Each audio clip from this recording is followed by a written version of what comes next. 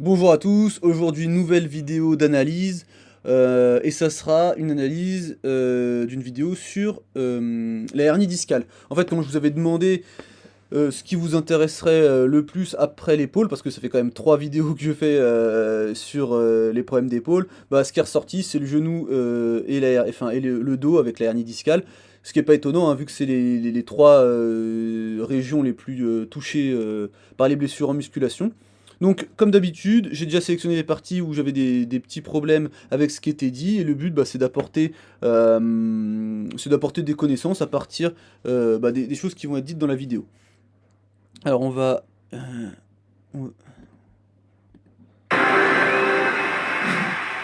Le plus grand problème que vous pouvez avoir dans la vie, c'est déclencher une hernie discale sans vous rendre compte. Et ça peut arriver juste comme ça. Vous pouvez le faire en faisant des actions très très naturelles durant la journée. Mais aussi, vous pouvez le faire dans une salle de gym. Si vous restez... Donc là, en gros, il nous dit que une chose qui peut arriver et qui est très problématique, c'est la hernie discale. Donc, et il nous dit que c'est très facile, ça peut vraiment arriver comme ça, que ce soit sur des mouvements de la vie quotidienne ou en salle de muscu. Alors c'est vrai que ça peut arriver un petit peu n'importe quand, mais c'était très, très difficile en fait de mettre vraiment un lien de cause à effet entre une action et une hernie discale qui apparaît. Sachant que la hernie discale, elle peut être symptomatique ou non symptomatique. Donc peut-être que, admettons, vous avez une hernie discale mais vous ne le savez pas, elle est asymptomatique, vous faites un soulevé de terre, vous vous faites mal, vous passez une IRM, ah il y a une hernie discale, peut-être que vous allez vous dire ah bah en fait j'ai une hernie discale parce que à cause de mon soulevé de terre, mais peut-être qu'en fait elle était déjà là bien avant. Et notamment, alors attendez, hop, ici, alors ça c'est un article que j'ai écrit, je vous mettrai les liens en référence. En fait on voit que dans la protrusion discale qui est un des premiers grades de la hernie discale, en fait, bah, si on prend quelqu'un qui a 40 ans, il y a déjà une personne sur 3 qui a une protrusion discale.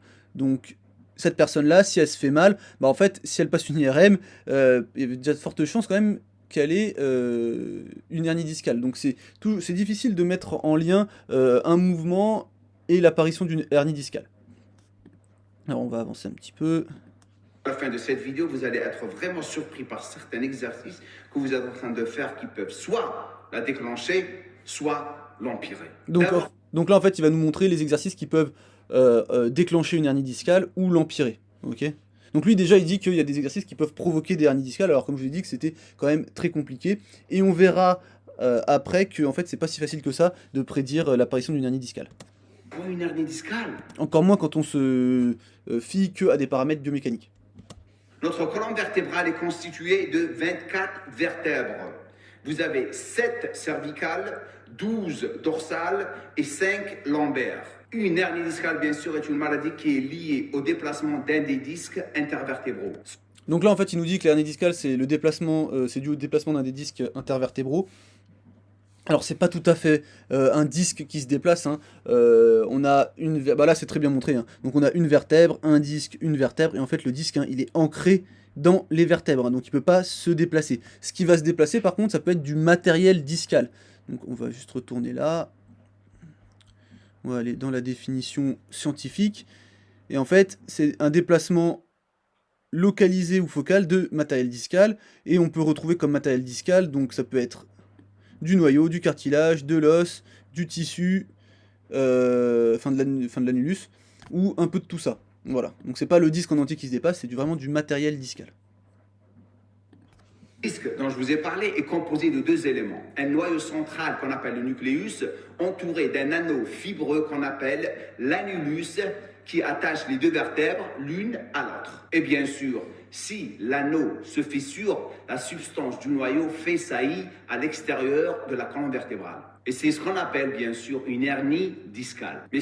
Alors du coup là il nous parle de la hernie discale. En fait on a une fissure dans le disque, qu'on appelle en général une fissure radiale, où on peut y avoir la fuite de matériel discal qui peut venir compresser des tissus nerveux. Alors ça peut compresser différents types de tissus nerveux. Ça peut compresser les racines, ça peut compresser le nerf spinal, qui est la réunion des 2 racines. Ça peut compresser la moelle épinière. En fait, tout va dépendre en fait de la quantité de matériel discal et de ce qui va être touché. Alors après, en fait, pour bien classifier les hernies discales, en fait, voilà, on a ça ici, et en fait, en gros, on a les différents grades et l'extrusion et la séquestration. Après, ça va dépendre en fait du rapport entre la largeur et la profondeur de la hernie. Voilà, mais et en fait, là, il nous parle de l'atteinte des tissus nerveux, mais on peut avoir des douleurs juste dues à la fissure radiale. En fait, on a une fissure radiale dans le disque, pas de compression des éléments nerveux, et le disque en lui-même peut provoquer de la douleur. Donc on peut avoir de la douleur due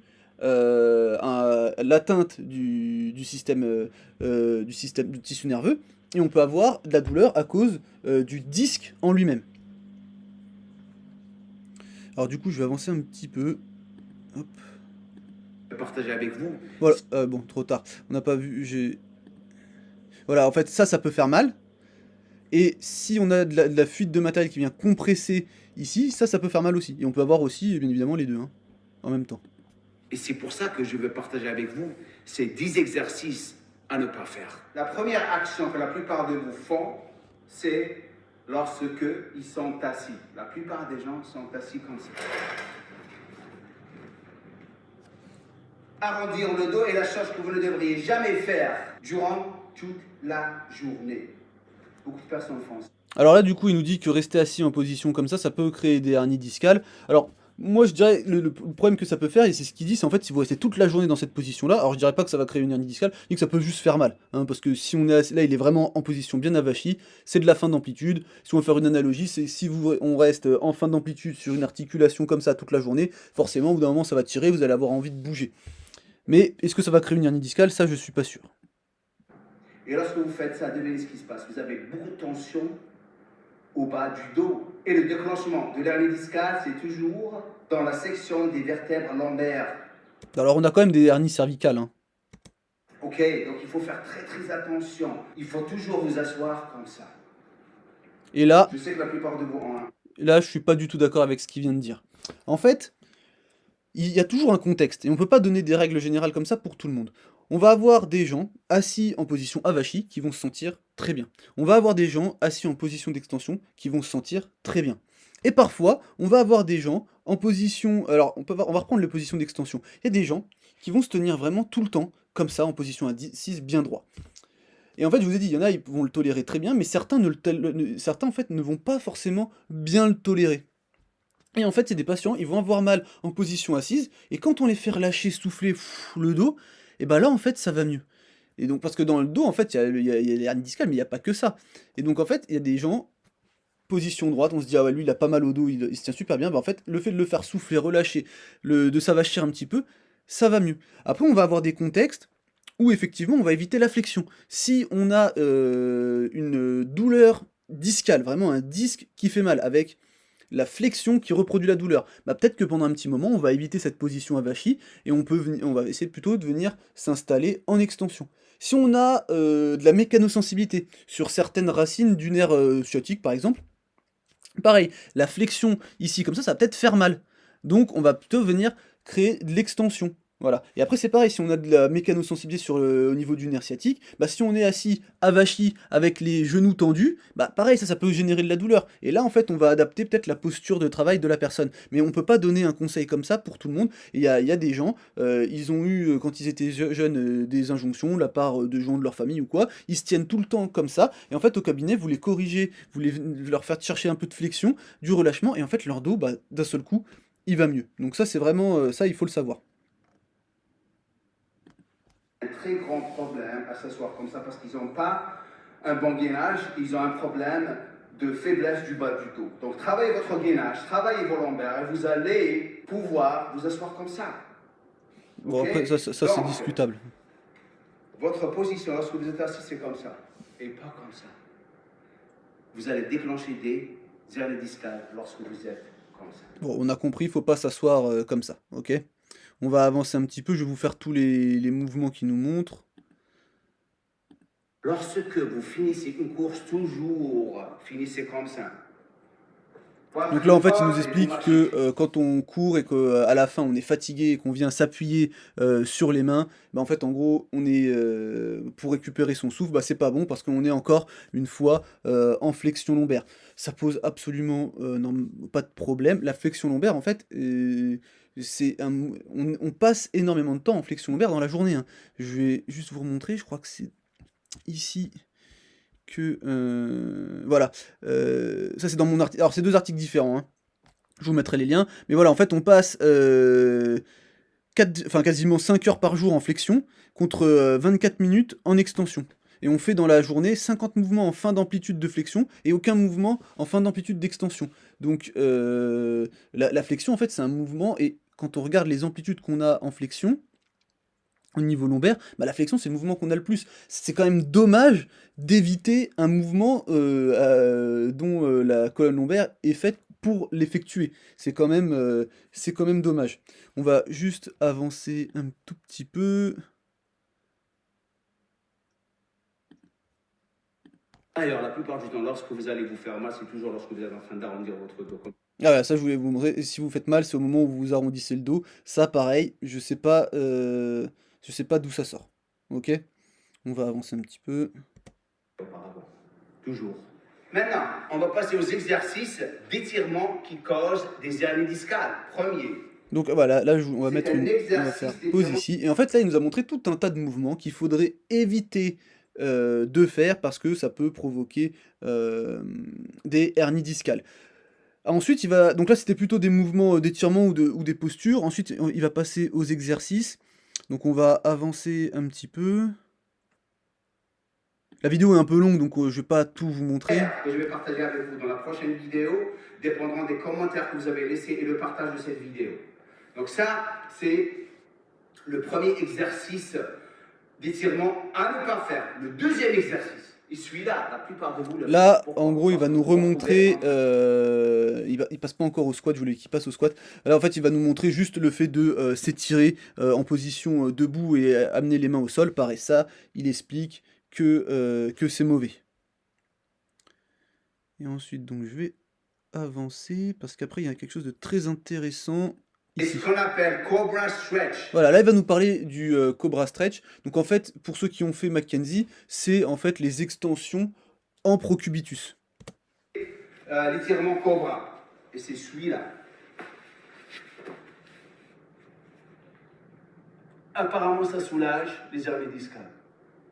Alors apparemment, ça soulage les hernies discales sur une hernie discale symptomatique avec une préférence directionnelle en extension, hein. Tous ceux qui ont fait Mackenzie, vous savez qu'en gros, il faut trouver, si on a un dérangement, il faut trouver la préférence, enfin il y a forcément dans un dérangement une préférence directionnelle, elle peut être en flexion, elle peut être en extension, elle peut être sur des glissements, elle peut être dans deux plans différents, voilà, c'est pas juste l'extension.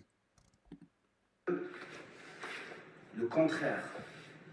Ils n'ont pas encore compris que pour le faire, il faut passer par certains stages d'étirement pendant au moins 4 à 6 semaines.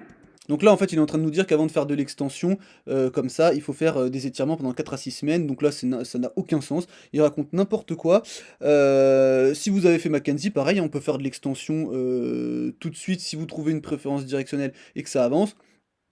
Et en fait, d'ailleurs, on reviendra après dessus, mais on a, on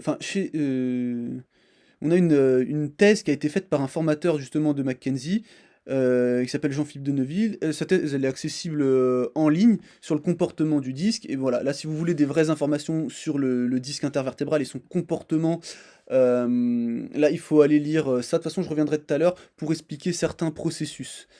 Alors, hop, donc c'est faux, hein, il n'y a pas besoin de faire 4 à 6 semaines d'étirement pour faire de l'extension. Si l'extension, ça vous soulage, vous pouvez en faire. Il ne faut pas partir du principe que si vous avez mal au dos, c'est forcément une hernie discale. Il peut y avoir tout un tas d'autres choses qui vous fait mal au dos. Alors ensuite, on va avancer un petit peu.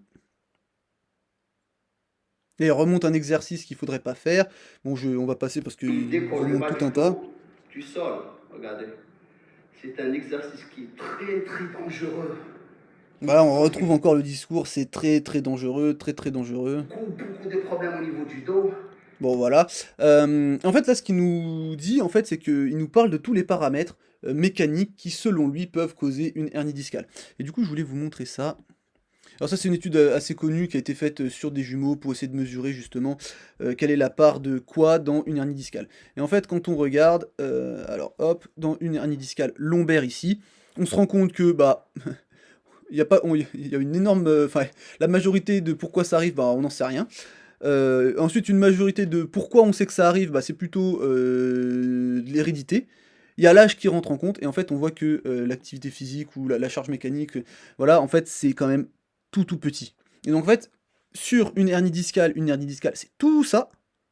La vidéo qu'on est en train de regarder, elle est en train de nous expliquer que la hernie discale, en fait, c'est que la partie en rouge ici, et en plus, il l'explique pas très bien. Alors maintenant, on va avancer un petit peu, on va aller au moment où ça parle de squat. De taille avec des fémurs longs et un bassin qui est très très raide et vous n'avez pas de mobilité au niveau des talons, vous allez vous retrouver en train de déclencher les hernies discales. Donc là en fait il explique que si on a un bassin raide et des... Alors je pense qu'il veut dire la cheville quand il parle de talons, des raides en fait, vous allez provoquer des hernies discales. Alors c'est peut-être un peu moins... un petit peu moins clair que ça. Mais on va dire que si effectivement au niveau du bassin et au niveau des chevilles il y a un manque de mobilité, ça va sûrement engendrer des compensations qui vont mener à peut-être une moins bonne répartition des contraintes, qui vont peut-être amener à des douleurs, voire des blessures, mais après lesquelles, toujours très difficile de savoir ce qui va se passer.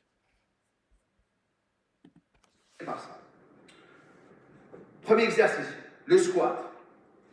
C'est le plus grand déclencheur d'hernie discale avec le soulevé de terre. Donc là, en fait, lui, il fait clairement le lien entre un exercice et des hernies discales. On va revenir ici. Il y a quand même d'autres facteurs. Il y a quand même d'autres facteurs dans la hernie discale. En squat, la plupart des gens, un mauvais squat, c'est ça. Je vais venir ici. Mauvais squat, regardez. On fait des trucs comme ça, ou on a rendu les dos comme ça. Ah. Alors que les personnes qui sont grandes de taille avec des fémurs longs, ils font ça, regardez. Lorsqu'ils descendent, parce qu'ils n'ont pas de mobilité au niveau des talons, ils ont un bassin raide, ils font ça. Ok. Même Arnold, regardez les... Alors après, je vais juste revenir sur le moment. Au niveau... Je suis en train de faire mon squat avec le dos bien droit à la poitrine. Voilà, c'est ça que je voulais entendre, le dos droit. Donc, le dos droit, si on va ici, hop, on regarde les études qui sont faites, et en fait, dès qu'il y a du poids, même chez des personnes qui ont l'habitude, des powerlifters qui s'entraînent, dès qu'on met du poids, on a de la flexion lombaire. Ok, là on a de la flexion lombaire, donc là c'est sur le squat, là on a de la flexion lombaire, c'est sur le soulevé de terre, donc le dos n'est jamais droit. Ensuite, d'un point de vue visuel, en fait, le rachis lombaire, lui, il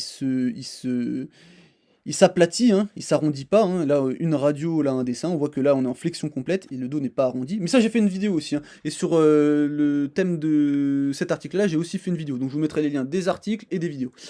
Et je voulais vous dire encore autre chose.